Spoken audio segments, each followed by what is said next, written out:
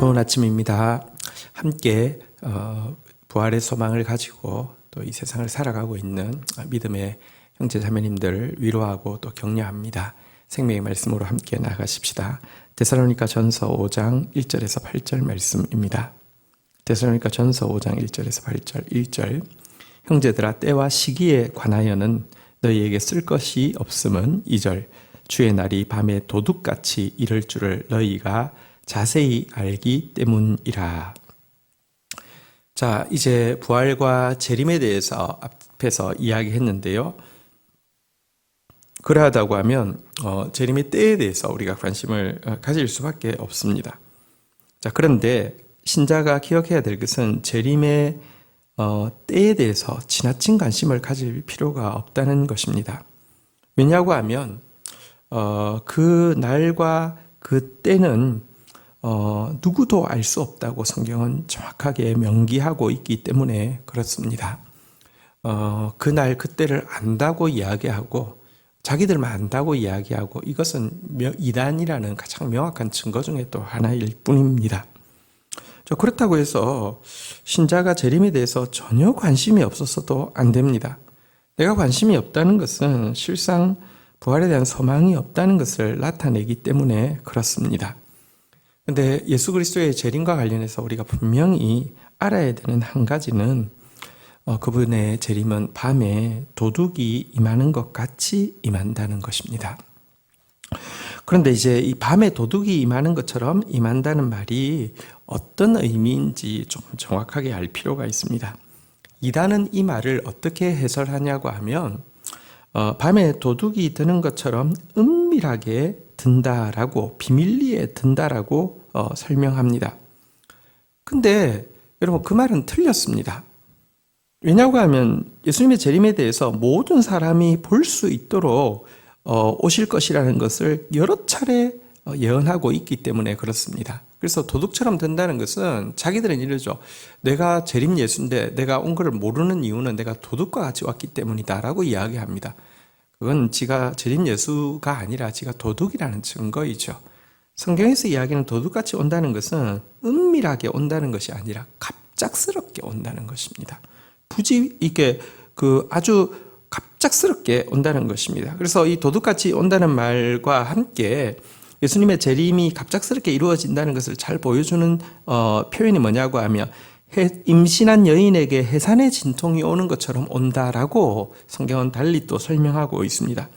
여러분, 임신한 여인이 항상 산기를 느끼는 것은 아닌데요. 그리고 배가 좀 불러도 일상적인 생활을 하는데요. 근데 출산날이 되면 갑자기 진통이 시작되어지는 것과 마찬가지로 예수님의 재림도 예기치 않은 때에 갑작스럽게 이루어진다는 것입니다.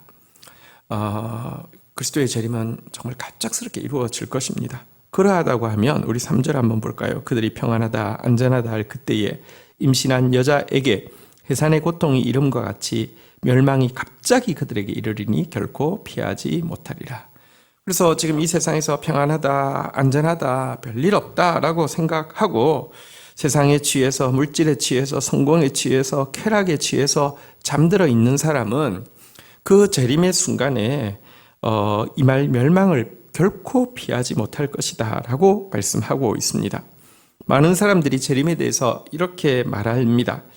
주께서 강림하신다는 약속이 어디 있느냐? 조상들이 잔 후로부터 만물이 처음 창조될 때와 같이 그대로 있다. 이렇게 이야기하면서 재림이 없을 것처럼 이야기합니다.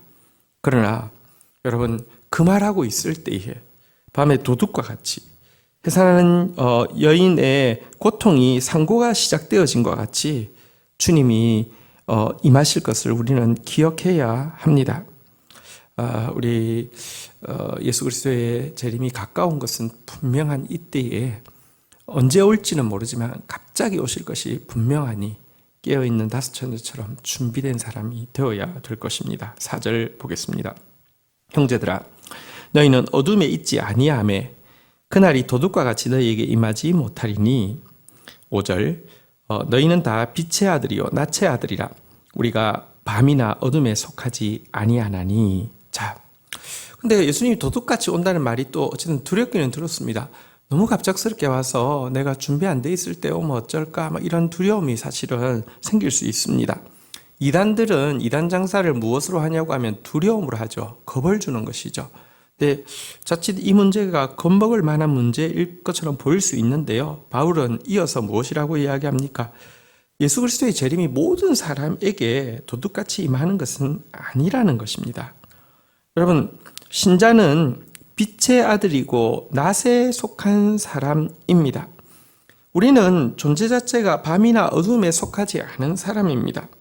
그러니 여러분, 이 예수 그리스도의 재림이 우리에게는 도둑처럼 임하는 것이 아니라 정말 잘 준비된 상태에서 그분을 맞이할 수 있다라고 이야기하는 바입니다. 조금 더 이 비유를 보겠습니다. 6절, 그러므로 우리는 다른 이와 같이 자지 말고 오직 깨어 정신을 차릴지라. 7절, 자는 자는 밤에 자고 취하는 자들은 밤에 취하되. 한번 보십시오. 밤이 되면 대부분의 이렇게 향락에 젖어 있는 사람들이 잠을 자거나 취하죠. 취해 있죠. 근데 낮에는 대부분의 사람들이 깨어 있거나 맨정신으로 있습니다. 여러분, 마찬가지 아닙니까? 예를 들어 우리가 밤에 속했다고 하면 잠을 자거나 혹은 술에 취해 있어도 그러니까 별로 이상하지 않을 터인데, 우리가 정말 낮에 속한 사람이라고 하면, 그런 우리가 취해 있거나 잠들어 있다고 하면 수치스럽지 않겠습니까? 신자는요, 낮에 속한 사람이라는 사실을 기억하고 이 빛의 아들이라는 사실을 일단 기억하는 것부터 중요합니다. 밤에 자는 것, 어두울 때 술 취하는 것은 덜 부끄럽지만, 낮에 자고 빛이 있을 때에 술 취하는 것은 여러분 부끄러운 일이니까 우리가 빛의 아들이요 낮의 아들이라는 자기의 정체성에 대해서 먼저는 깊이 기억할 필요가 있습니다. 온 세상이 다 죄악의 잠에 취해 있을 때에도 우리는 그들과 다르게 빛의 아들로, 낮의 아들로 살아야 한다는 사실을 기억할 필요가 있다는 것입니다. 자, 그러면 구체적으로 빛의 아들로, 낮의 아들로 그리스도의 재림을 준비하며 사는 것은 무엇입니까? 8절에 잘 나와 있습니다. 우리는 낮에 속하였으니 정신을 차리고 믿음과 사랑에 호심경을 붙이고 구원의 소망의 투구를 쓰자. 자, 여기 보니까 낮에 속한 사람들이 어떻게 살아야 되는지에 대해서 잘 소개하고 있습니다. 여기 보니까 낮에 속한 사람이니까 정신 차린 상태에서 여기 믿음과 사랑의 오심경 구원의 소망의 투구라고 되어 있는데요. 이것은 사실 이제 에베소서에 조금 더 자세히 나와 있죠. 전신갑주를 이야기하는 것입니다. 전신갑주를 입고 근신하고 깨어 있어야 된다는 가르침이 되겠습니다. 어둠의 영들을 맞서 싸우기 위해서 정신 차리고 전신갑주를 입고 있어야 된다. 이것이 낮에 속한 사람, 빛에 속한 사람의 정상적인 복장이다라고 이야기합니다.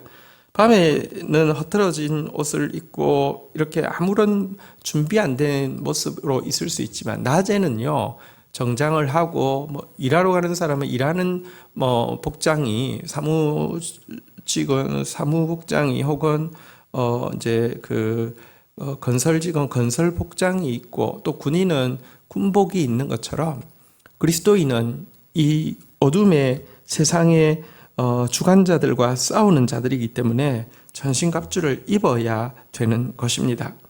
전신갑주를 여기서는 간단하게 소개했는데요. 굳건한 믿음과 뜨거운 사랑을 호심병처럼 심장을 보호하는 것처럼 딱 착용해야 된다라고 이야기합니다. 믿음이 우리를 지켜주고요. 사랑이 우리를 지켜줍니다. 그리고 여기 보니까 구원의 소망의 투구를 쓰자 그랬는데요. 여러분, 이게 구원의 투구라고 에베소서에서는 나오고 있는데, 여기에 구원의 소망의 투구라는 표현이 구원의 투구가 구체적으로 무엇인지를 잘 보여줍니다. 구원의 소망의 투구, 무슨 말입니까? 구원을 소망하는, 구원을 간절히 소망하는 것으로 투구처럼 머리를 보호하라라는 것이죠. 구원의 확신의 투구가 아니라 구원의 소망의 투구임을 조금 유념할 필요가 있습니다. 내가 사실은 말씀대로 살고 있지 않으면서도 구원의 확신을 가진 사람이 너무 많습니다. 나는 무조건 천국 가.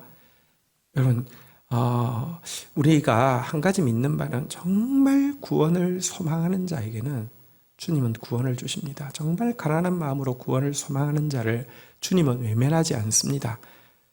그리고 정말로 구원을 소망하는 자는 그분의 말씀을 행하게 되어 있습니다. 그래서 여러분, 오늘날 구원의 확신 교리가 잘못되어지면서 정말 하나님 뜻과 아무 상관없어도 구원의 확신을 가진 사람이 너무 많습니다. 그래서 구원의 투구는 정확한 표현은 구원의 확신의 투구가 아니라 구원의 소망의 투구입니다. 오늘도 우리가 이 세상을 살아가면서 낮에 속한 사람으로 빛에 속한 사람으로 구원을 간절히 소망하고 뜨거운 서로를 향한 사랑과 하나님을 향한 굳건한 믿음으로 서 있다고 하면 우리는 결코 예수 그리스도의 재림을 갑작스러운 것이 아니라 정말 잘 준비된 상태에서 맞이할 수 있을 것이다 라고 가르치고 있습니다. 오늘 하루도 예수 그리스도의 재림을 잘 준비하는 전신갑주 입은 하루가 되기를 주의 이름으로 축복합니다. 주신 말씀 붙잡고 제가 기도하며 나가도록 하겠습니다. 주님, 주의 날이 도둑과 같이 올 것이고 해산하는 여인의 산고와 같이 이를 것이라고 하셨습니다. 그날과 그때를 알 수 없지만 모든 사람이 세상에 취해서 죄에 취해서 주의 재림에 대해서 조롱하며 평안하다 안전하다 하는 이때가 사실은 주의 재림이 훨씬 더 가까운 때임을 우리는 인지합니다. 그러할진대 저희들이 준비되어져 있게 하여 주시옵소서.